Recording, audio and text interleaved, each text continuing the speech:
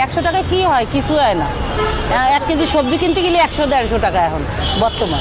এত মানুষ বা এত মানে এই যে মিজান ভাই এখন একবার সেলিব্রিটির চেয়েও বড় হয়ে গেছে, এই বিষয়ে উনি তো একসময় অনেক একটা অসহায় মানুষ ছিল।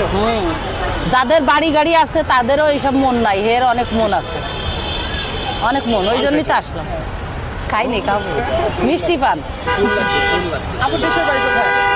দেশের বাড়ি নড়াইল। এখানে থাকি আমি এখানে 16 বছর। চাকরি করে, ব্যবসা করে, মিরপুর 11 থাকে। মোটামুটি এক কথা যে মিজান ভাইয়ের হোটেলে এসে খুব ভালো লাগতেছে।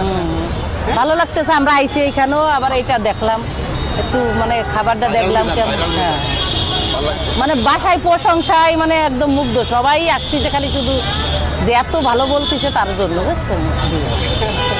তা সবার জন্যই ভালো, যতই কিছু হোক না কেন, কারণ রিক্সাওয়ালা মেন গরিবের জন্য ভালো।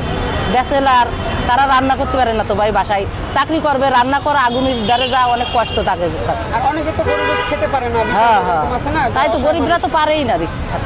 এখন মনে করেন যে 800 টাকা 1000 টাকা কেজি তো কিনে খেতে হবে না। আমরা তো মনে করেন বাসায় প্রতিদিনই রান্না করি, 2 দিন 3 দিন পর পর।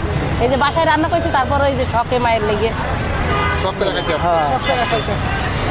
ঠিক আছে আপু, অসংখ্য ধন্যবাদ আপনাকে। ঠিক আছে ভাই, আপনাদের